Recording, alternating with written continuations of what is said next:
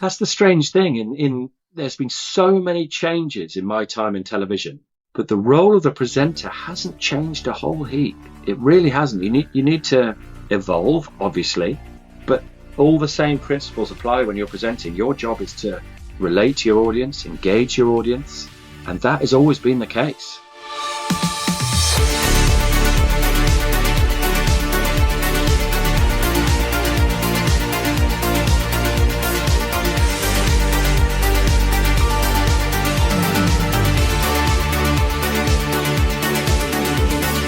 Hello and welcome to Outlines, a podcast about sport, stories and the media.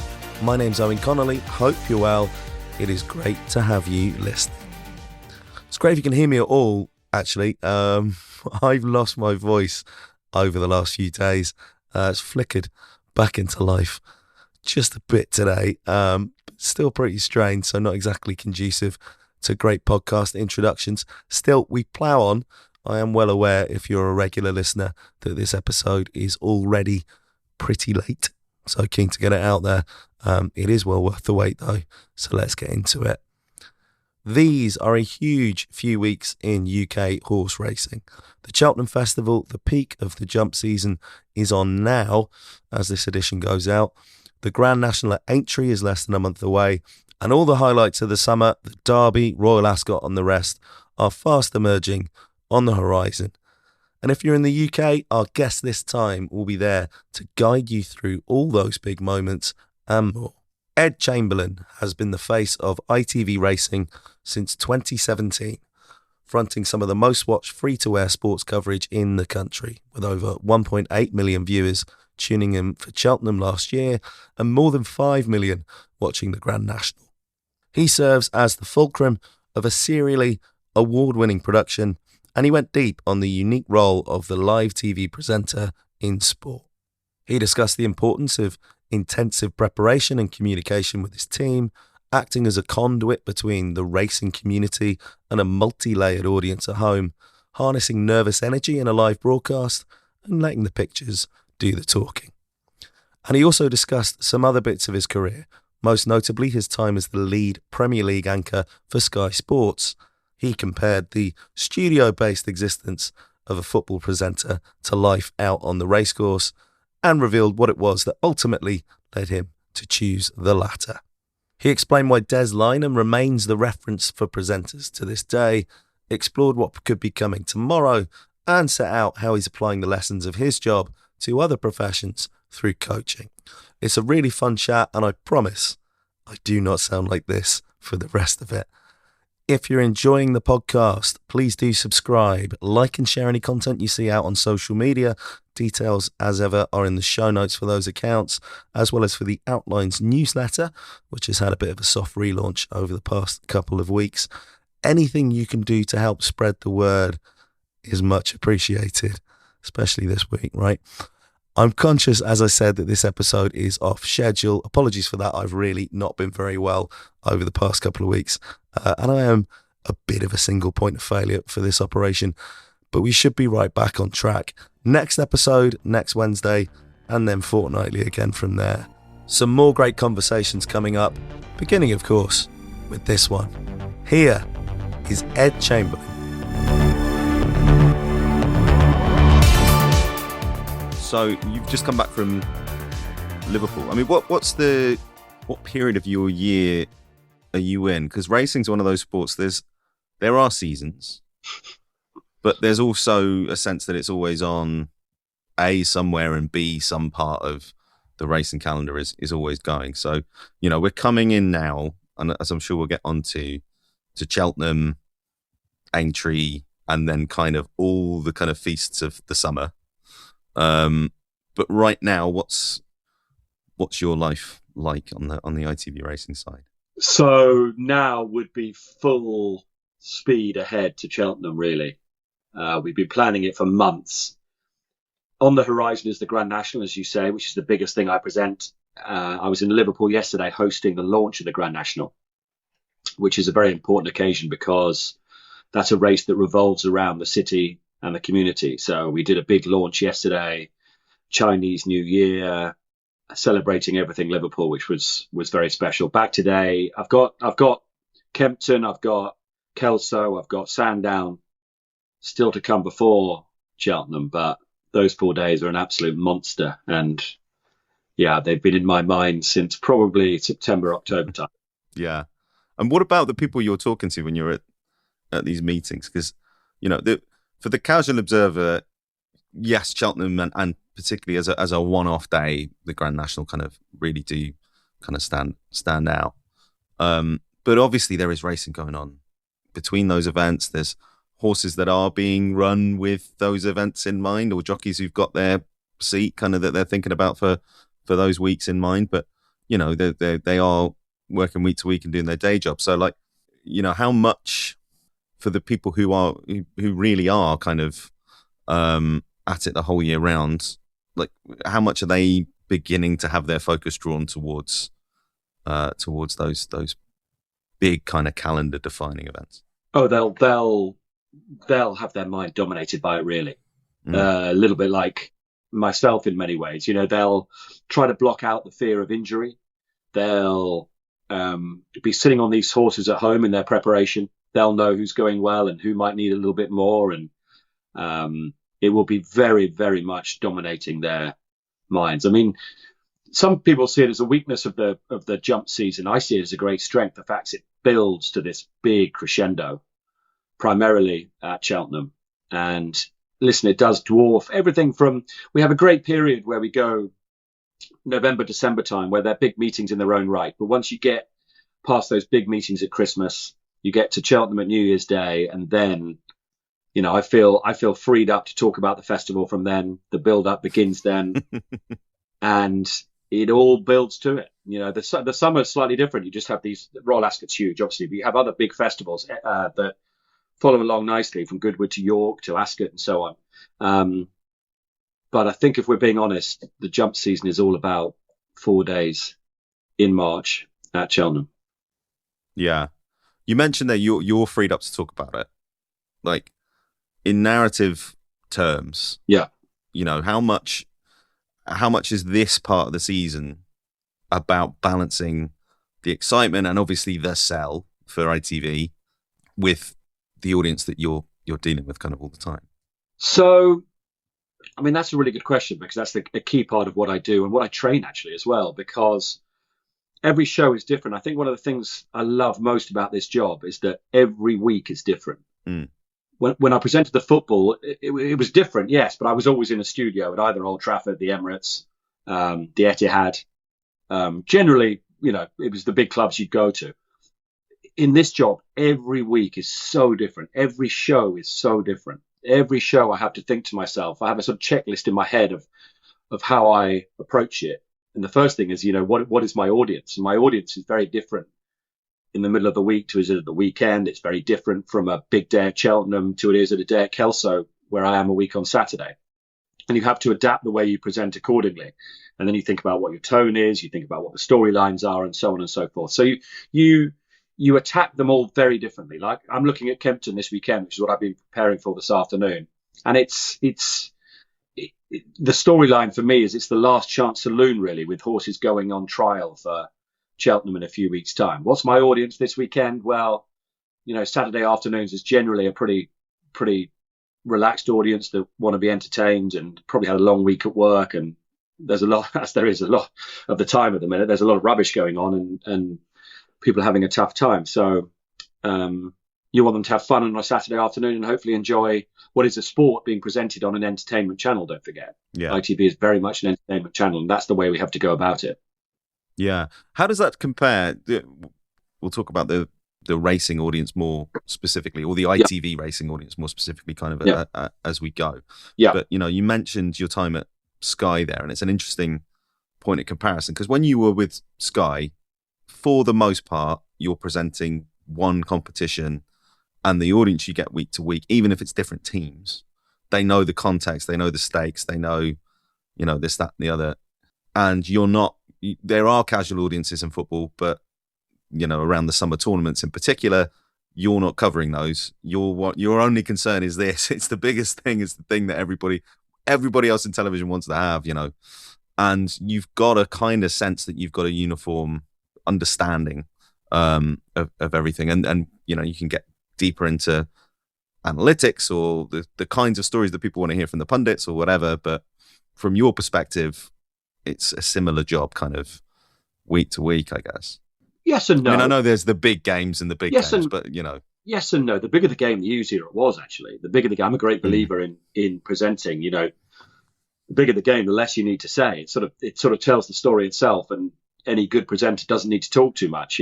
Liverpool Man United was always the biggest game I ever did, and they were fairly straightforward, really. The storylines were pretty obvious. The guests were always top notch, and you didn't need to say a whole heap because it did it for you. The pictures generally did it for you. But my producer, a brilliant guy called Scott Melvin, would always say in my ear on the lesser games, he said, I don't want to insult any clubs, but he'd always say, Ed, these are the ones. These are the ones where you need to get up for it. Sometimes when you're a presenter, if you're not nervous and you've got those, the butterflies and adrenaline, that's when you don't present well. I say to anybody, whatever they're doing, presenting, hosting, if you're not nervous, you should be concerned. The more nervous you are ahead of an exam or a presentation, the better, as far as I'm concerned, because the juices are flowing and you're going to perform. But I would say that every show, again, I did was different. I presented Super Sunday, so that's Sunday afternoon. So you get into your mindset, Sunday afternoon television. We'd be on air, yes, at sort of 12:30, we'd show 2 games. But Sunday afternoons, generally, people have had Sunday lunch, relaxed, and a very different show to the one I do on a Monday night. When I started, it was just me and Gary Neville, and then obviously Jamie Carragher came on board. Very different audience, very different show. So Sunday afternoon would have a much, much bigger audience.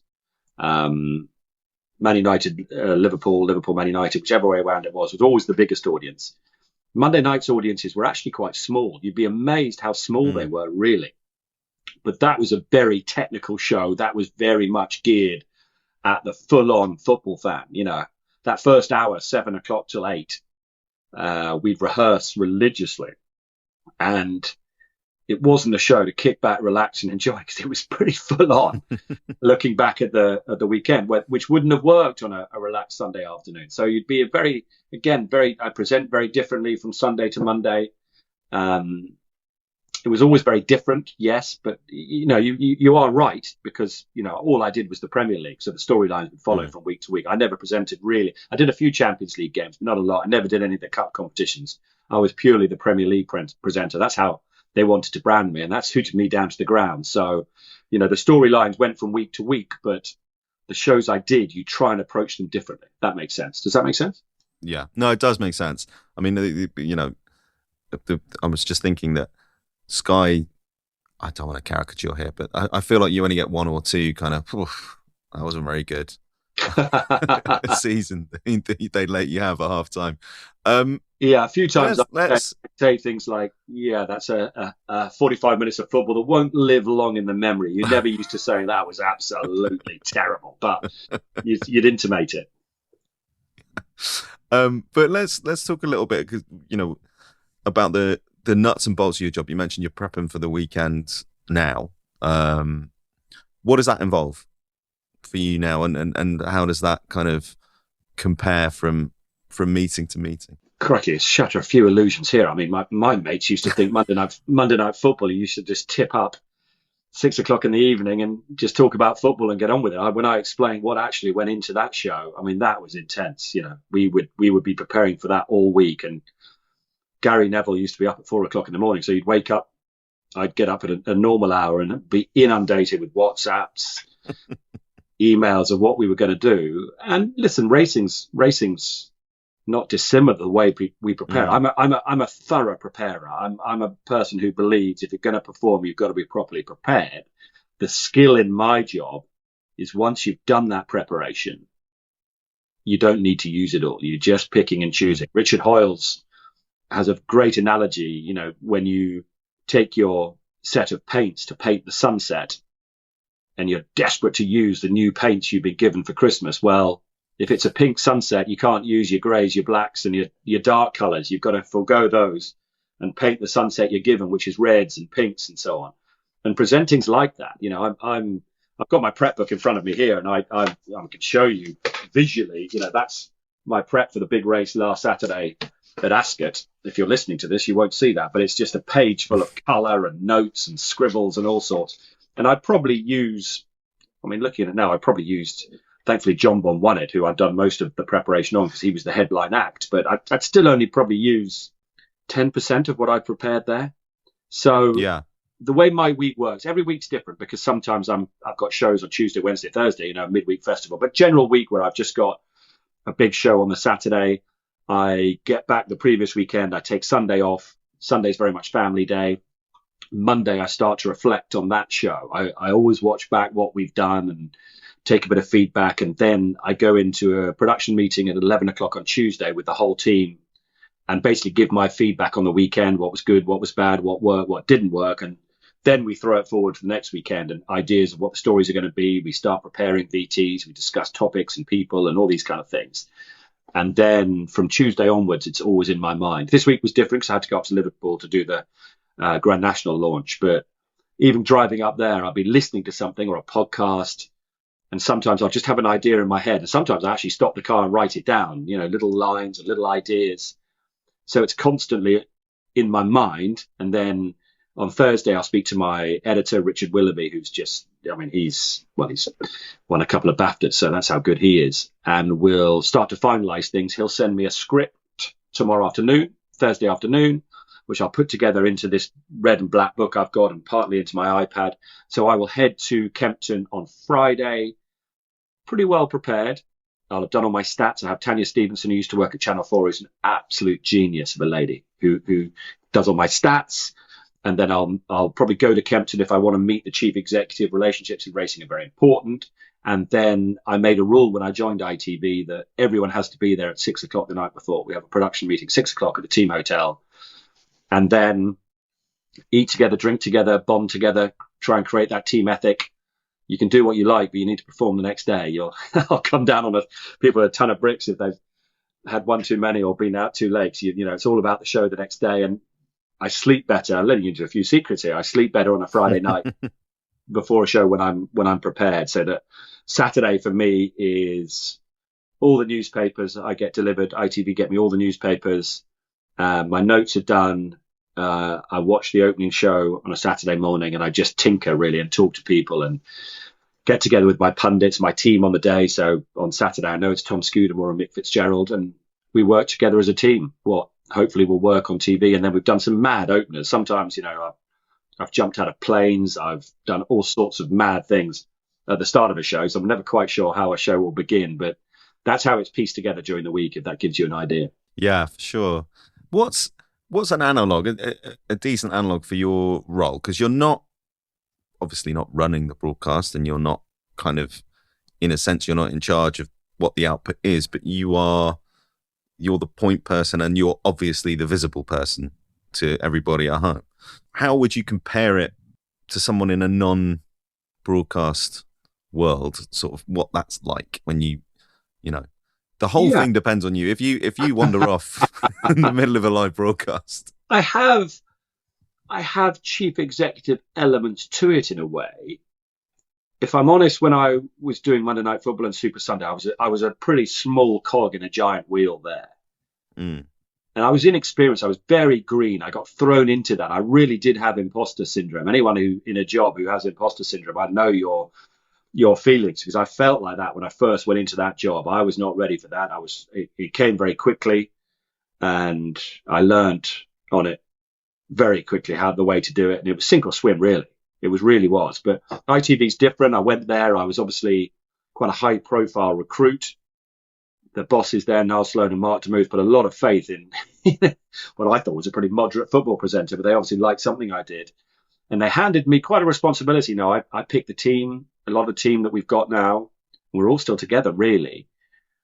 But it's the editor day to day who's in charge. And I like that. And we've got excellent editors in primarily Paul Cooper and Richard Willoughby. And they're the ones who are in charge of the output. And the director at ITV also has a huge role in it. The director who chooses the shots that you see and is in my ear saying this next, this next, this next. And they're in charge of what you see at home. The producer's in charge of the content. And probably the biggest person in my life It's whether you call them the DA, director's assistant, or the PA, or you can call them the script manager, whoever, whatever you want to call them. They are in charge of the timings. Now, timings on terrestrial television, and in particular commercial TV, are everything.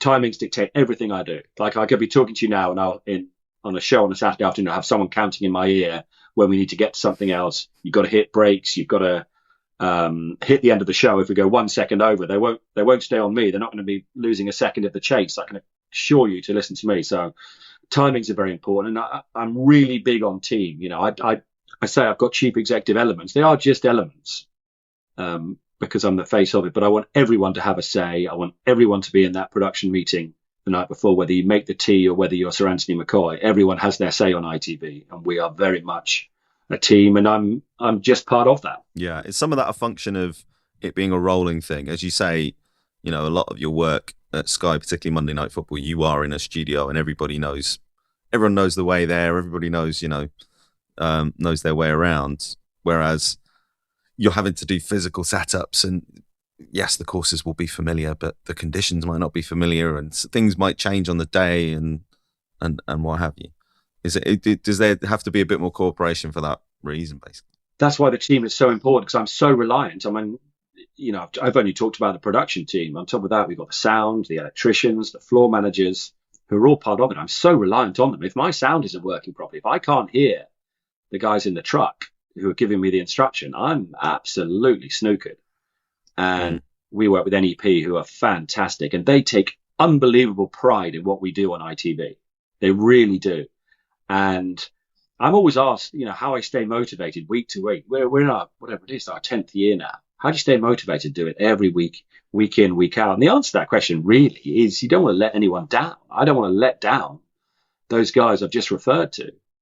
And that's why, and I've written about it, you probably read about it, when you win things, it's such fun winning as a team, because so many people put so much into it, and they all take great pride, whoever they are, in what is produced and the output that ITV produces. As you said there, you're in your 10th year, so it's 2017 that you moved across. Yeah. I mean, I can't believe that's 10 years out. I don't know. Well, I moved. I was first approached in January of 2016. So I knew I was leaving after, well, I'd agreed to leave before, but my final game was in a car park, Man United Bournemouth. There was a bomb scare. I had to come back on the following Tuesday and do it all again. But that was my swan song. Yeah. What was behind that decision? What was the draw for you of being kind of, you know, the face of racing coverage, rather than having that job at Sky Sports News, having that job at Sky Sports, where you are effectively having the same role in the Premier League? I mean, people were surprised at the time. You seem to have, you know, you had as you say, you were kind of chucked in for reasons we may kind of gently gloss over at some point in the conversation, but you seem to be the guy as far as most people were concerned. And then, you know, it felt, I mean, it was obviously a personal decision, but like, what was behind it? Probably the question I get asked more than any other, actually. And there are a lot of elements to it. I get asked what was my first love. And if I'm honest, I do slightly manipulate this depending where I'm being interviewed. But Southampton Football Club was my first love, really, growing up. But racing was my first job. I always loved my racing. And my first job was Ladbrokes. So I started out in racing. That's where I wanted to stay, really. But you know the way it works. Luck and careers and doors opening takes you elsewhere. And when the door of television opened for me, when I got in at Sky, I quickly realized, you know, football dominates at Sky. Without football, there'd probably be no Sky. Everything's reliant on football. So you have to, that's the way you have to go. But all that time, you know, I loved my racing. You know, when I was presenting the football, I loved Champions League weeks because it meant I could go racing. So I didn't do the Champions League. Cheltenham always coincided with the Champions League week. So I could always go Tuesday, Wednesday, Thursday to Cheltenham. So I always loved the racing. And I always had in my mind, I'd love to do it one day. Getting ill, I was off work for a year. And that changed my mindset a lot in terms of I had a second chance, really. And so I was prepared to take a risk. And I'd done it a long time. When you said I'd worked at Sky Sports News, you were right. I did work at Sky Sports News. I'd been there a long time, and I'd done that job, the big job, if you like, in that cauldron for 6 years. And in 2016, my sidekick, Gary Neville, whose birthday it is today, actually, had gone. He'd gone to Valencia rather disastrously, but he was with England as well. And I thought, right, it's the end of an era, really. Absolutely loved working with Jamie Carragher, but the era had ended, and I just had in my mind, if something came up, I'd be interested. And I was given the call in January of 2016 by ITV, said, would you be interested? And I was like, oh my God, it just felt like that's incredible timing, really. Horse racing, terrestrial television are something I'd always wanted to do. And that mindset I talk about, where I was prepared to take a risk, where prior to being ill, probably I was a bit safe and conservative, really. I thought, sod it, let's go for it. I thought, let's give it a try. And I immediately liked the ITV bosses. I immediately liked their mindset and what they wanted to do with racing, how they wanted to take racing to a much bigger audience. I thought, I could really fancy that. I had no idea what I was in for. Getting out of Sky was difficult in the sense that, I had a pretty watertight contract. And that's a whole nother story, which we can't really go into. But eventually it worked out that I was leaving, and I was taking a huge risk. Everyone said, what are you doing? To sum up what you just said there, how, people would be surprised, because effectively I had the best job in football. I spoke to Sir Anthony McCoy one afternoon at Cheltenham. And I said, Champ, you call him Champ. I said, Champ, I could do with having a word. He said, well, come up and have a cup of tea. We went up, had a cup of tea on our own at Cheltenham, right at the top of the Princess Royal stand. And I said, you know what? I'm thinking of leaving football and presenting racing.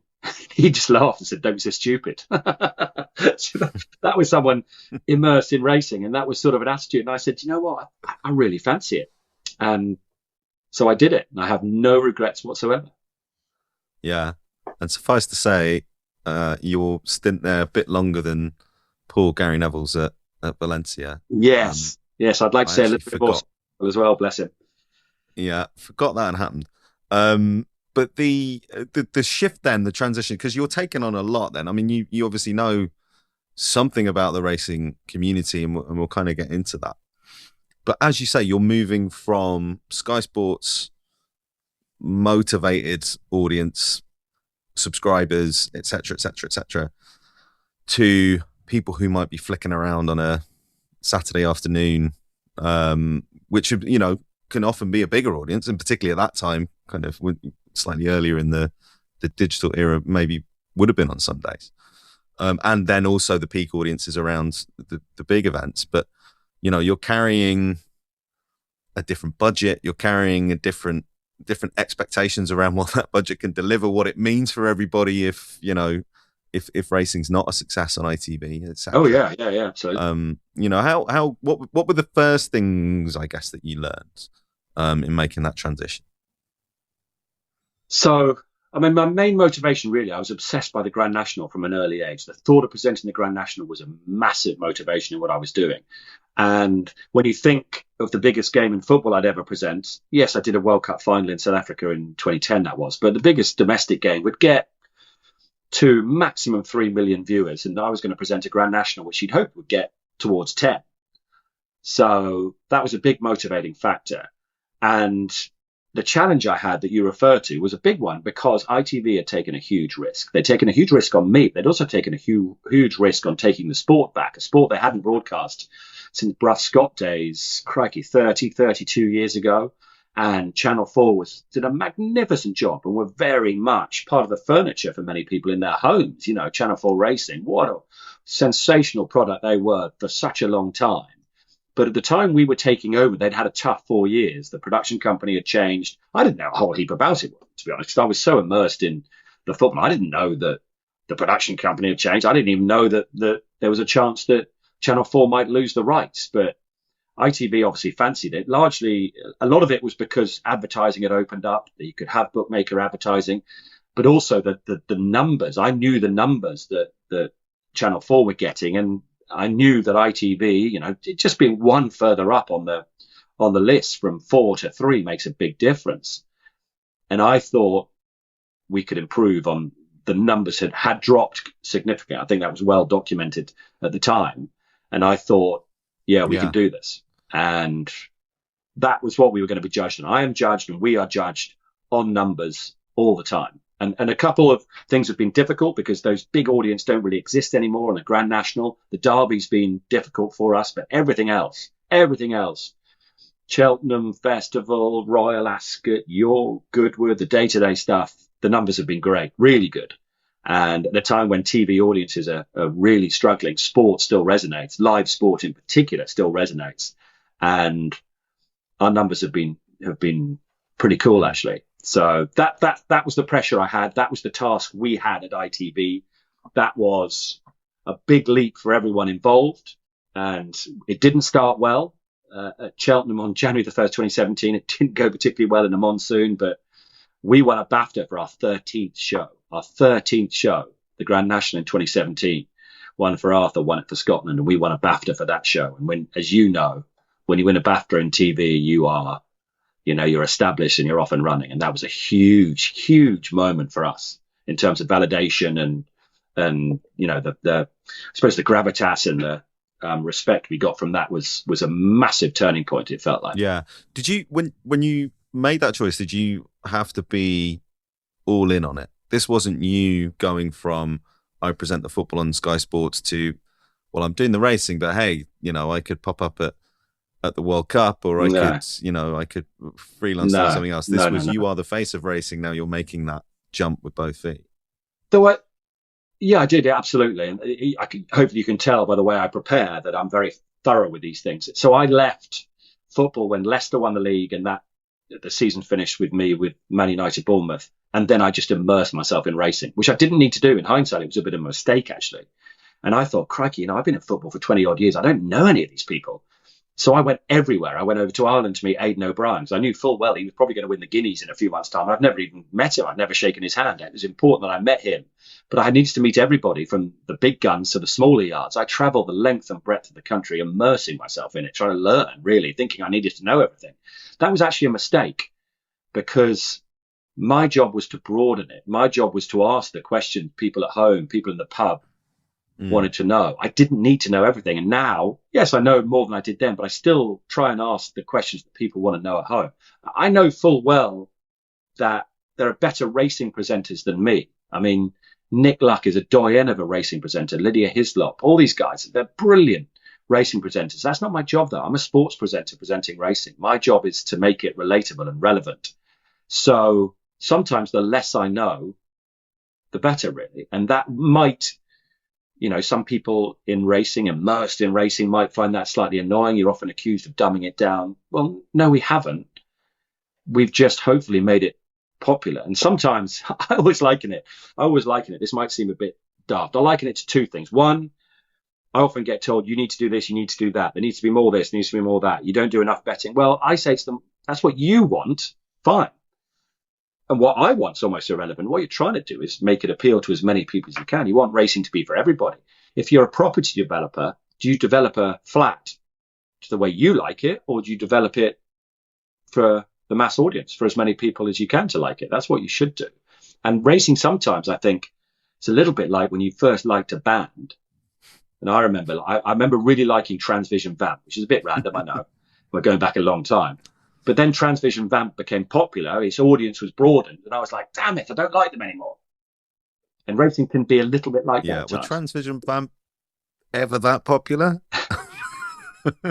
Yes, they had a couple of huge hits. Baby, I Don't Care, I think it was probably number one, wasn't it? Yeah. A long time ago. But for all that, do you feel like, particularly when you were coming in, and I suppose, you've kind of answered the question as already when you talk about your preparation, but do you feel like you had a responsibility to that community and still have a responsibility to that racing community who are in it kind of day in, day out, the people who are going to be at the courses and the people who, in that world? 100%. Listen, I'm pleased you said that, because that's so important. And you can look at any show. Correct. Let's think of one recently. Question of Sport, prime example, lost its core audience by trying to be a bit trendy. Fatal move. So listen, I want ITV racing to be for everybody, and it's slightly different for us because they're two specialist racing channels. Racing fans are very spoiled in the sense they've got racing TV and At the Races or Sky Sports Racing to watch as well, plus the terrestrial broadcaster. There are 119 days on terrestrial television. You name another sport that's got anything like that. It doesn't exist. But I'd love our core audience to watch, for one, and two, I can't afford to lose, or we can't afford to lose that core audience. And that is very, very important. Very, very important. But at the same time, I want ITV racing to be for everybody. So how do you find that balance now between, the relationships you have? Yeah. Really difficult. We've learned a lot. We've learned a lot in our 9 and a bit year tenure. We got a lot of things wrong. Of course we did. And we probably got the balance wrong to start with because, we were so desperate to broaden that audience and get those numbers in. Because I keep saying we're dictated by numbers. And we got a lot of criticism. But you sort of have to stick with it in a sense because it was working and more people were watching racing, which is in everyone's interest. It's great for us because we're a commercial channel in terms of advertising, but it's also great for the sport. This is a sport primarily financed by betting. The more eyeballs you've got on a show, the more people are wagering and betting. And betting is a huge part of what we do. If you watch ITV racing, it dominates what we do because it's intrinsically linked with the sport. And I'm fully aware of the importance of terrestrial television to racing because of the numbers. You only have to look at, when we showed Friday Night Live for the first time the other day, the numbers betting and the turnover rocketed. That's the importance of terrestrial television to horse racing. And, if horse racing ever lost the terrestrial television coverage, it doesn't have to be us. It could be the BBC. It could be Channel 4. That would be fatal, in my opinion. That would be turn out the lights time for the sport. But we to start with, we probably did go a bit too far in that regard, and we learned from it, and we did possibly alienate some of that core audience, but we've learned from that. And the key thing now is to mix it up and go at speed. So 1 minute we might be doing something daft with Luke Harvey in a swimming pool, but the editor, who's very, very clever, will quickly think, right, let's do something a bit more specialized in racing off the back of that. When in the past we might have gone from that to a fashion segment and then a bit about food. Now we'll do the silly element and then we'll do a racing element to keep everyone happy. And we'll also go quick. These days, people just don't have patience. So I sort of have a 1 minute rule almost, where, get your interview done as quick as you can, move on, because people don't sit still anymore, do they? They're on their phones. They're on their, God forbid, they're on the remote control going elsewhere. But also in racing, a meeting, you might have 5-7 races that you've got to build up to and build out from. And so I suppose it's a different discipline. It's more like athletics than football, kind of as a card. Yeah, but some shows, it's very different to football. You say that, but those 5 races are only a minute long sometimes. It's upside down from football, where I did 2 minutes at half time, then another 45 minutes of action, and then a few minutes at the end. With racing, it's the other way around. It's like Royal Ascot, for example, 40-minute gaps between the races. A race can last 50 seconds or a minute and a half max. Then you've got to fill the rest of the time. And I find the skill of my job is coming in and out of breaks and just sewing it all together. But you do have a lot of time to fill, particularly those big meetings. And that's the challenge. How do you fill it?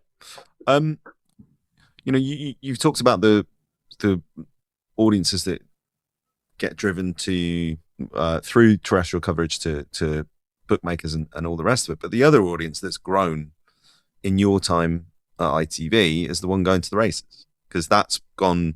I mean, it may always have been the case, but it's a statistic that I've heard more than once in my time covering the sports business, that racing is the second most attended sport in the UK. Is it important? First of all, I'm presuming that that's very helpful to you guys, but is it also important to kind of capture that energy and kind of channel it in the right way? Absolutely. And yes, you are right. It is the second most popular sport in terms of attendance, and we're very proud of that. But I would also point out the fact that it happens every day. There's horse racing every day. I wasn't going to say that, too much of, But the crowds have been really, really encouraging. I'm encouraging people to come racing. I look at ITV as being hopefully people's first contact with the sport, often almost by accident. You think of when we come on air, we'll often be coming off the back of the 1 o'clock news or Loose Women or This Morning or one of those type shows. And we've got to try and connect with them and get them keep watching the racing, which is why people say, oh, what are ITV Racing doing? Is we start with something absolutely bonkers. You know, I mentioned all the things I've done, skydiving and picnics, silliness, but we do it for a reason, because a lot of the people at the start of our show won't be racing fans, and they might think, oh, that's fun, that's engaging, and keep watching. And that's a really important part of what we do. But we're also encouraging people to go racing. We want to be that first point of reference to racing. Then they might think, oh, I fancy getting involved in a syndicate, or I fancy taking out a racing TV subscription. That's great. That's success for me. But also, I always try and encourage people to come racing. I want people to go racing, because if you go racing and see those magnificent animals, you're going to be hooked. You really are. And then you're going to want to watch more of ITV Racing as well. And racing's done really well. There's been a campaign to publicise the sport on TV. The BHA do a lot to promote it. There was Champions Full Gallop Series, and it's worked. All these things have worked because the crowds have been great. Over Christmas, the crowds were extraordinary. And particularly with youngsters. It's very noticeable how young the crowds were. And then we went to Cheltenham on New Year's Day, which was a very ordinary day's racing. And there were 44,000 people. That was about 6,000 more than were expected. There had been some TikTok thing or something happened where it really engaged with the young audience. And it was mobbed. It was great to see. Fantastic to see. And then we hope the crowds will be big for the Cheltenham Festival at Aintree. You just know the crowds have gone mad on those first 2 days compared to what used to happen. And then we did a thing yesterday in Liverpool when in 1975, Red Run was beaten by Lescargo in front of 9,000 people at Aintree. 9,000 people were at Aintree for the Grand National. This year it'll be a 70,000 sellout, which is great. How does that change what you're trying to do in terms of the storytelling that you're doing on screen? I mean, you talked about trying to grab people's attention for the audience at home, but in terms of what you're bringing out, you know, the kind of the culture you've got to stay a bit closer to, and the things that are happening at the grounds that may not be the traditional kind of racing, the traditional racing culture coming out.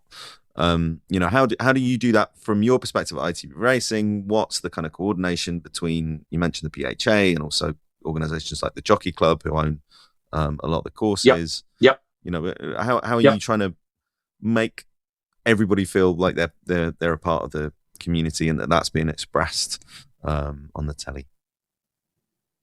I think that's something we've done really well, the relationships with the racecourses, the different bodies. We work very much as partners and as a team, really, because sponsors are important. So often we'll really try to engage the sponsor, show the presentation of the trophy, whatever it might be. Working together, we're often asked, could you do this? And generally the answer is yes, we'll try to. And my attitude is, for people at home, two things really. I want them to feel part of our gang. I want them to be part of our gang. I don't want in jokes. I want them to feel part of it. With me, that's where Luke Harvey's so clever. He's so clever, just engaging that audience. And we want to be fun, and we want you at home to feel part of it. But we also want you to feel like you're there, really. We want you to feel part of the day. We want to be showing what's going on at the racecourse. There's so much fun going on at the racecourse. And it's very important to show the horses, obviously, but we also want you to feel part of an occasion. I'm always saying little things like great to have you on board is a phrase I use a lot. Lovely to have your company on this Saturday afternoon. I want you at home to feel part of it. And we'll work with the racecourses a lot to find out what's going on. Most interesting now is the Derby. I said it had been an enigma for us.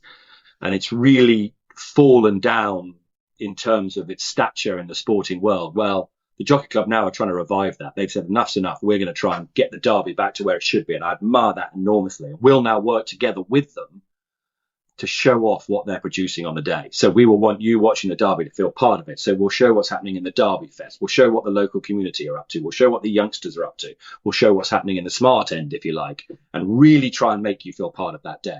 And that will involve a lot of working together with the Epsom team, the Jockey Club team, and our team. And Richard Willoughby, the editor, will drive that.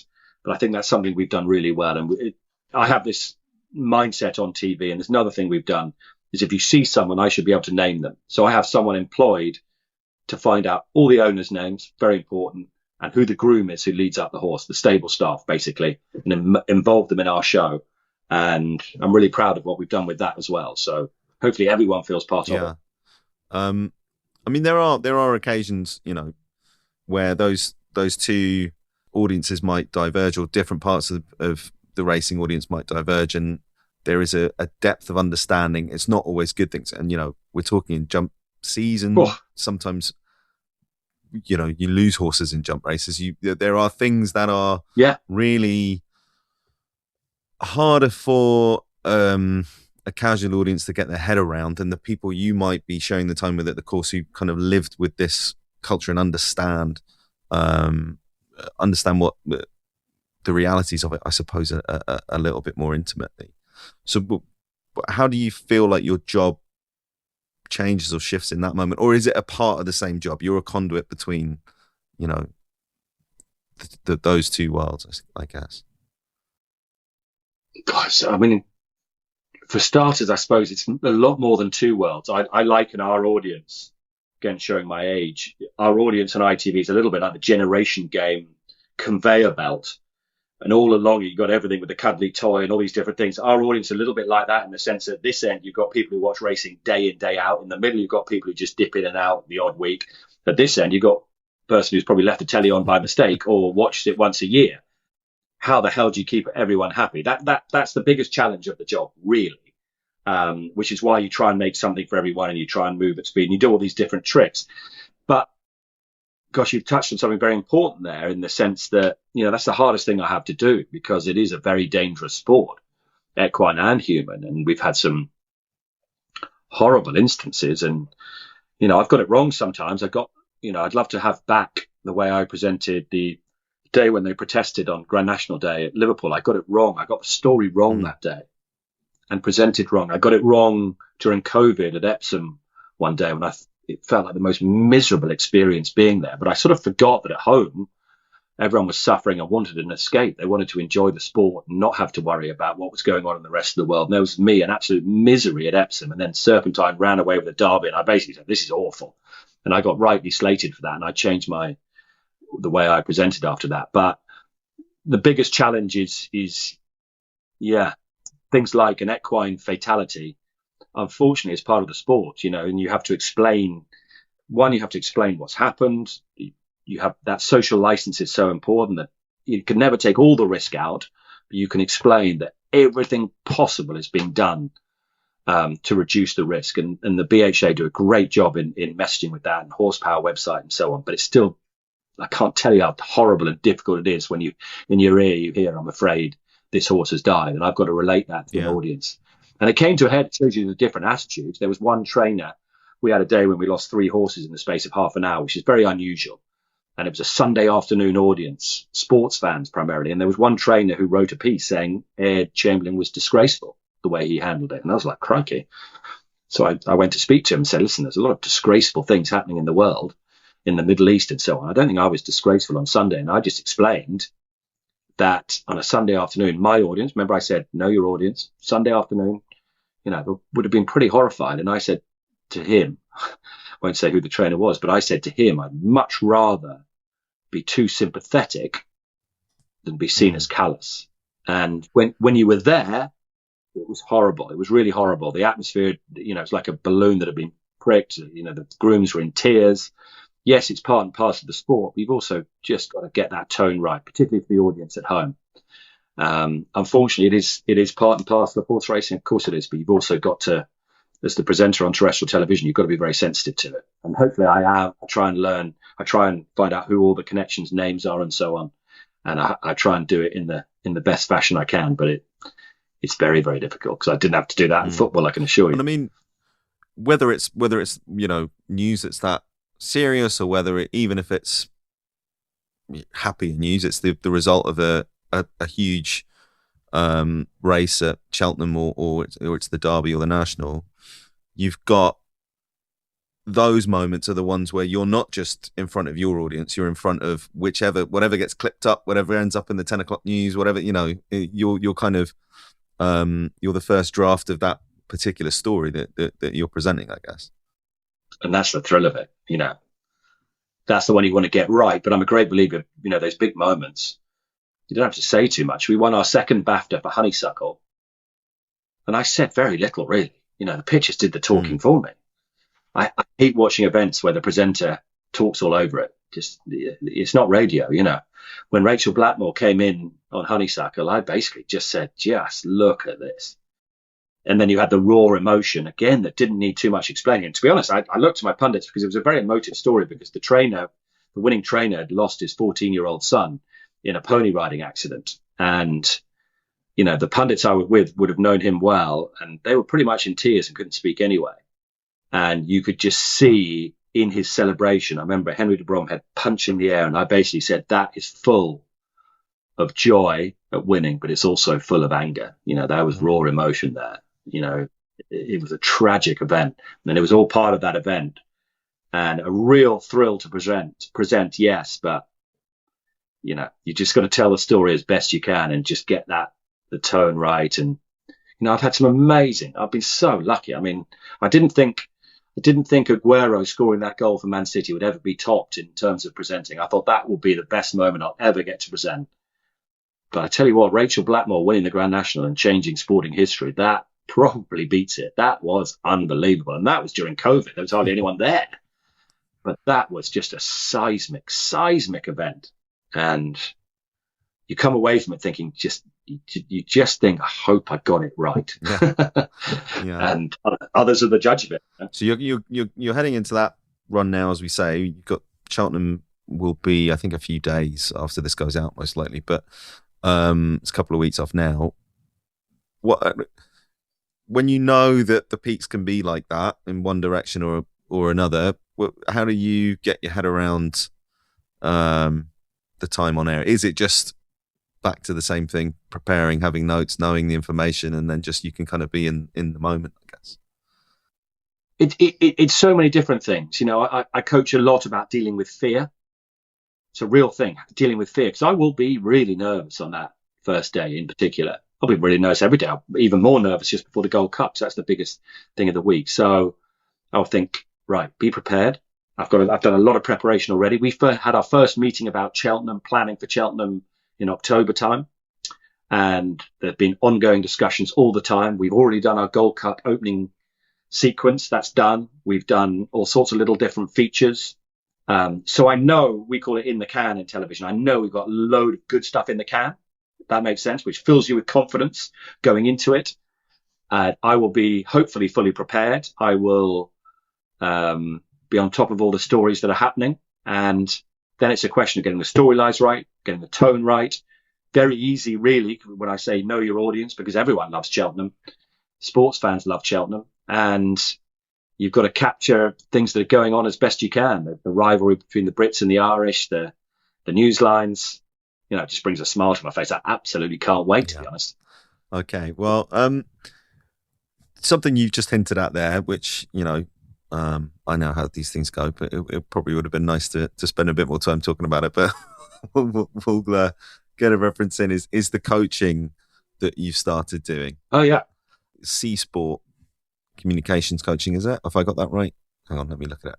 C-Sports Media. Yeah, C-Sports Media it's called. It's had a couple of names. Yeah. What inspired you to give that a go? What's behind that? No, I don't know. I've been asked that question before. To be the honest answer to that was boredom during COVID. Actually, I had nothing to do, and I thought it was a time when our relationship with racing wasn't great, if I'm honest. And I thought the tenure with the just custodian of the TV rights, I thought it might be coming to an end. So I had not a lot to do in COVID because there was no sport, there was no television. And two, I thought, even at that early stage, really, after 3 or 4 years, we might not get another contract. So I thought, what am I going to do? So I set up, it was called Chamberlin Sports then. I set up what I thought was going to be a real content provider, really. We started doing content. And, Zoom became a big thing, and suddenly realized you could interview anyone around the world on Zoom. It's like a game changer. And that's how I set it up. And then I thought to myself, crikey, I've got good people here. So I thought, right, okay, we can do some communications coaching, media training, whatever you want to talk about it, or however you want to refer to it. Richard Hoyles is he should have been a teacher, really. Or a lecturer. He's brilliant. So we started doing that, and then I'm using people. I thought, well, might as well be an agency then. So there are three elements to the business now. We still do the content, but the agency side of it's rather overtaken it, with the likes of Harry Cobden, Richard Hoyles, Meg Nichols, all on the books, which is great.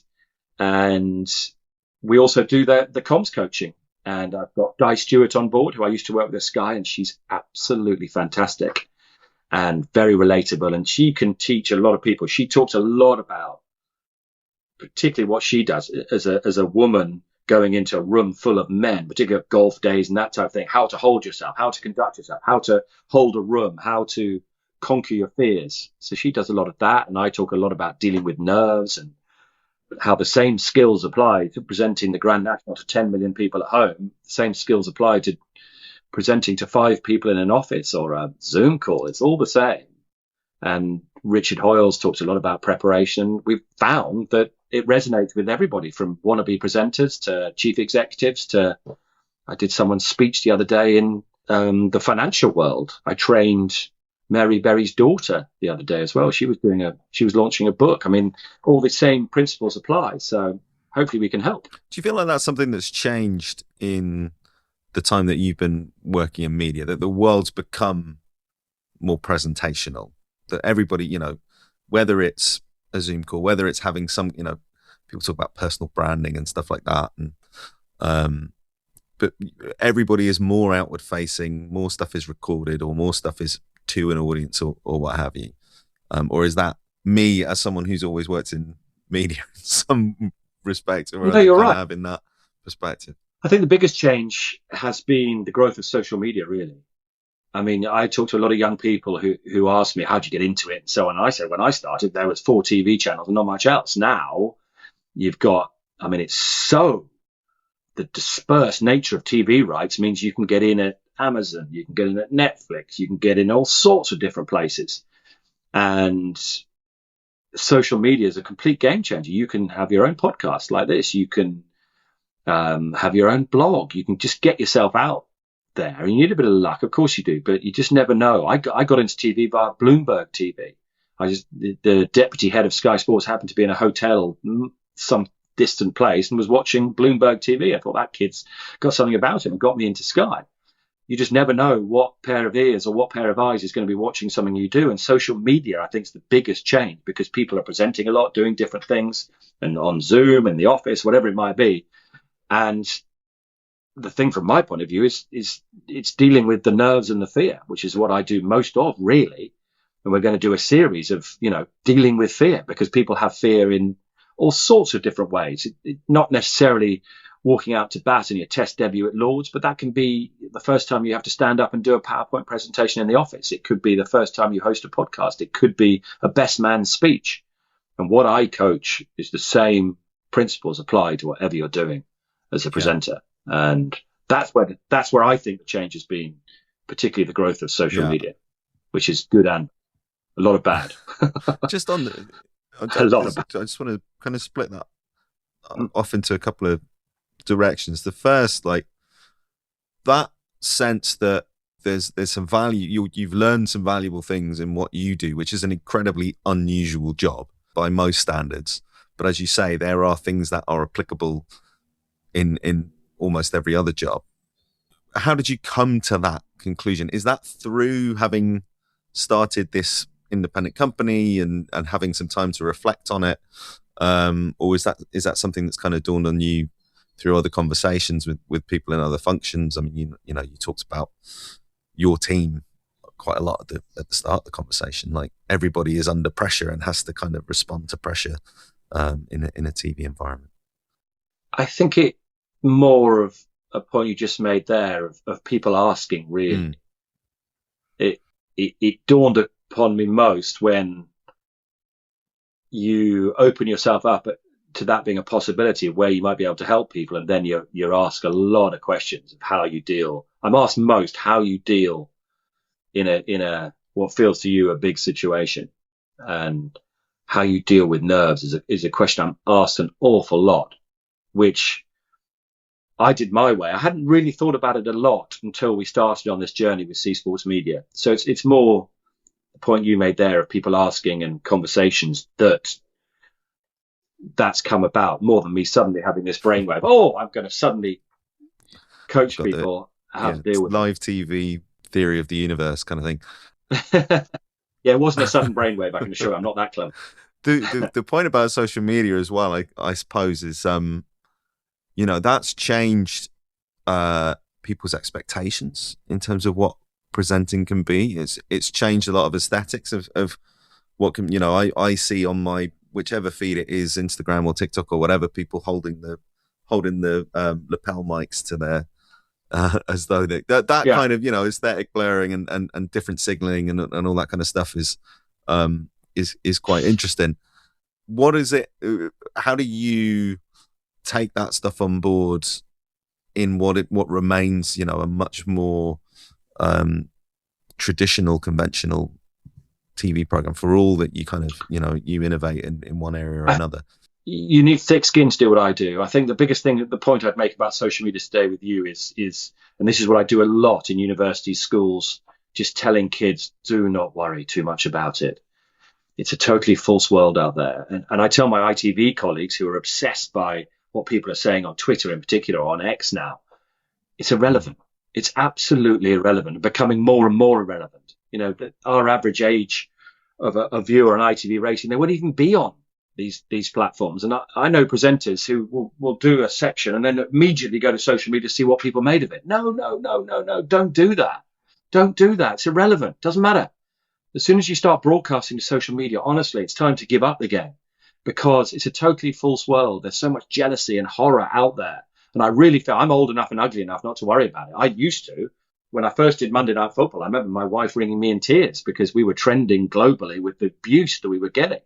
And I had to learn, and it really affected me to start with. It doesn't affect me anymore. It really doesn't, but it does worry me, young presenters in particular, because it's horrible. It is really, really unpleasant. It is really tough to take at times. But I just can't emphasize enough, ignore it. It's an irrelevance. And I really worry about it. I worried about my kids having to read about their dad. People just vile.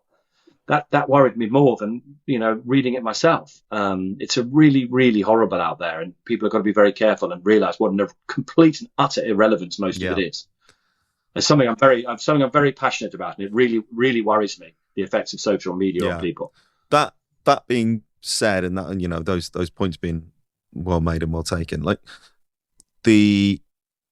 so on the aesthetic side and on the way that people are using social media to create stuff, is that something that not you necessarily, but the production team or the space in general is conscious of? Are there things you can kind of learn, or is it so different? For one thing, the screen is different, right? When people are at home, is it so different that you have to let things in the TV world go at their own speed and kind of go with what works in that environment? I think in my world, listen, we're always watching and trying to innovate all the time, but there wouldn't be much we take from that world, I don't think. America's always the leader in these things, and we're more looking at innovations with cameras, drone footage, something for example, I've watched the Winter Olympics in the last couple of weeks and just marveled at some of the things they've done. Yeah, I can't think of something I've seen on social media and thought, oh wow, we should try that. So the drone footage of the skeleton, it's automated. Oh my god, it just blows me away. And the downhill skiers, I'm not even remotely interested in sport, but I'm just watching it thinking, wow, how can we get that behind the jockeys in a horse race? That's the kind of thing I think about more than seeing something on social media. I'm trying to think of something I've seen on social media, but that's good. We're always trying to stay engaged with that audience, and we'll do some mad things at Cheltenham. We've got, we'll have 2 social media people working full time at Cheltenham with us doing these things, and they'll know what the current trends are and what's happening, and it'd be funny to do this. And I danced like Hugh Grant in Love Actually the other day. That's how daft we can be at times. But in terms of learning what people are doing on a small screen, a bit less of that and a bit more, I think, watching what is happening in other countries, particularly in terms of the big screen stuff. Sure. How do you think the role of of a presenter is going to evolve in the next few years? What do you think's next? Well, I hope they're still going to be needed. That's the strange thing. In there's been so many changes in my time in television. I've been in TV since the late 90s, I suppose. But the role of the presenter hasn't changed a whole heap. It really hasn't. You need to evolve, obviously, but all the same principles apply when you're presenting. Your job is to relate to your audience, engage your audience, have that warmth and likability, which I think is so important for any presenter. Obviously, that's not with every presenter, but that'd be the general rule. And that has always been the case. And you're always learning, you're always watching.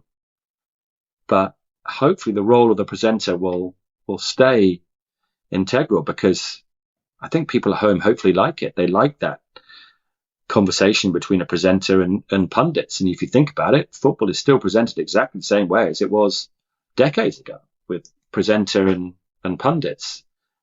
And hopefully that won't change. Hopefully that won't change. I think I'd be pretty confident 5-10 years time, a presenter will still be needed. You've still got to front up and present a show. And that entertaining side of it, yes, the action is all important, but horse racing, I don't think could operate without a presenter. Thank goodness. Okay. Well, we'll see. I think you're probably right, to be fair. But 3 questions that we ask every guest before we let them go. The first is, do you have an origin story or something that sparked your own interest in sport? Wow. I mean, live sport, you can't beat it in terms of actually. So being taken to watch Southampton got me into that. And then when you see a horse jump a fence, I defy anyone, any parent who takes their child to watch a horse jumping at speed and not be really taken by it. But my first memory, and the reason I'm doing what I'm doing, was my grandfather, 1981, let me have a bet in the Grand National that Aldeniti won, one of the biggest stories in sporting history, a jockey that had bounced back from cancer, a horse that was knackered, just the most unbelievable story. And I was 7 years old and I was fuming because I'd backed the horse that came second. I'd missed that story as being a fairy tale completely. Furious with a jockey who I didn't know at the time was 54 years old.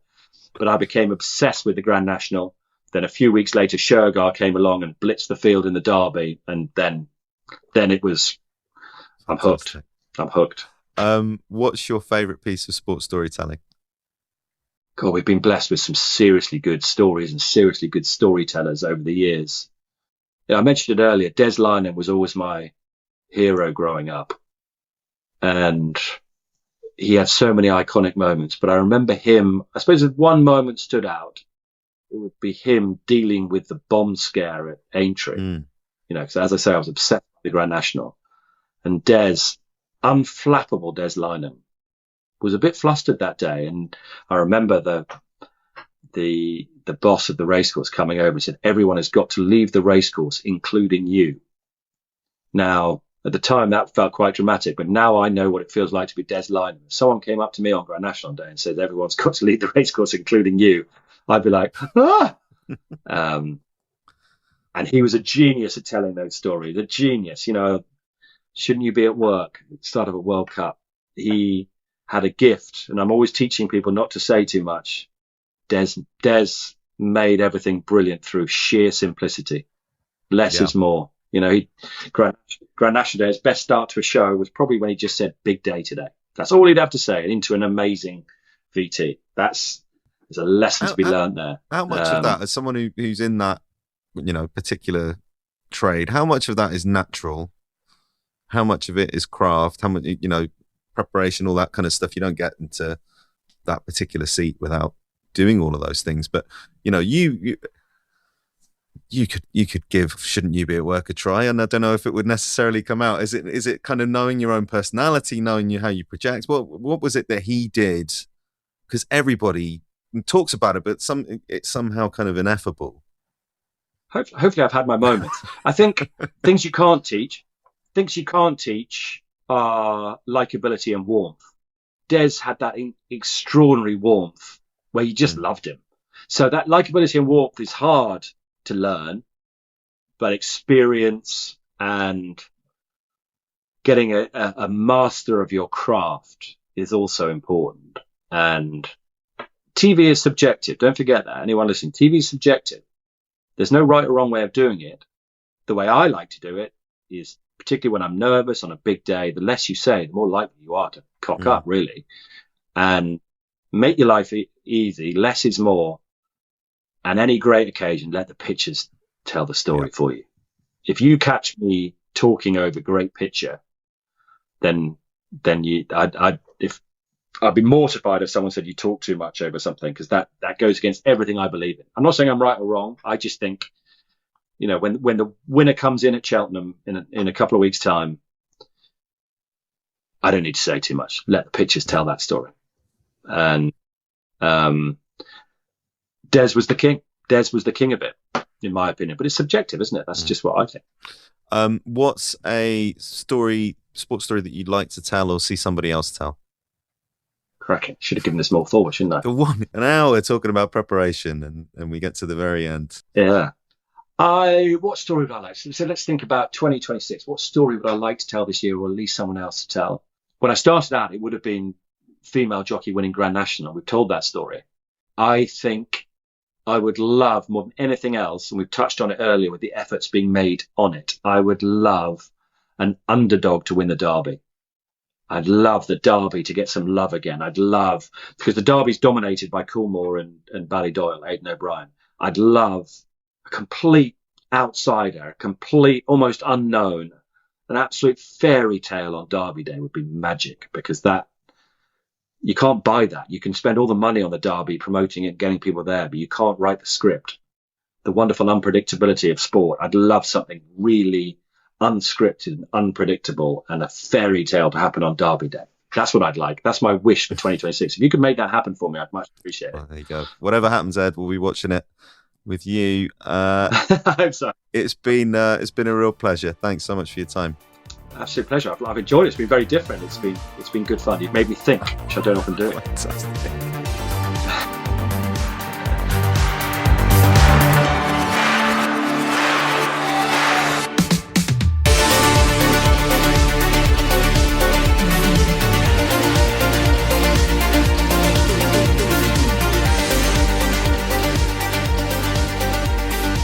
Outlines is an original production from 2640.